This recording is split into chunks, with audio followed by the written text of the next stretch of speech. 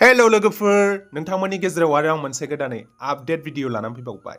देग्लाय 2025 मायथाइयाव सारन्थाइ प्रडाक्शन्स बेनारजों दिहुनजानो गोनां मोनसे आबुं बर' सावथुन जाय सावथुननि टाइटेलानो जादों सिंखाय आरो बे सावथुनखौ डिरेक्सन होदों राफोद डिरेक्टर राजा नार्जारी बिथाङा आरो बे सावथुननि स्ट'रि आरो स्क्रिप्टखौ लिरदों सानसुमा बर' बिथाङा प्रडिउस खालामदों ममता महिलारी बिथाङा।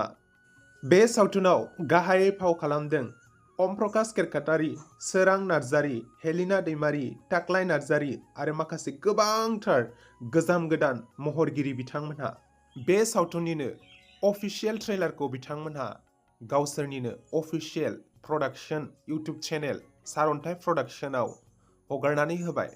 बे सावथुननि ट्रेलारखौ नायोब्ला जों हमनो हायो बर' सावथुन मुलुगा गोबाङैनो जौगानो हाबाय। बे सावथुनाव गोबांथार हाई क्वालिटिनि VFX, camera quality, acting, background music गासैबो टप नट्स आरो बे सावथुननिनो माखासे BTS फट'सफोरखौ नायोब्ला हमनो हायो बिथांमोना बे सावथुननि थाखाय न'फोरखौ सेटआप खालामथारदों आरो जों मिथिनो मोन्दों दि अम प्रकाश केरकाटारि बिथांखौ जों बे सावथुनाव निगेटिभ केरेक्टार थामहिनबा भिलेन रलाव फाव खालामनाय नुनो मोनगोन आरो बिथांमोनहा फोसावबायदि बे सिंखाय सावथुनखौ फैगौ 23 सेप्तेम्बर खालि क'क्राझार बड'लेण्ड इउनिभार्सिटियाव थानाय जोहोलाव नीलेश्वर ब्रह्म अडिट'रियाम हलाव प्रेमियार श' एबा सावथुनखौ रिलिज होसिगोन।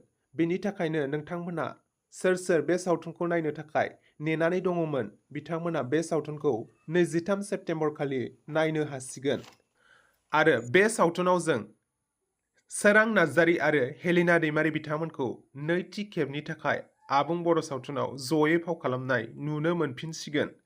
बेनि थाखायनो आंथ' दानिफ्रायनो बे सावथुनखौ नायनो थाखाय जोबोरैनो एक्साइटेड जाखाबाय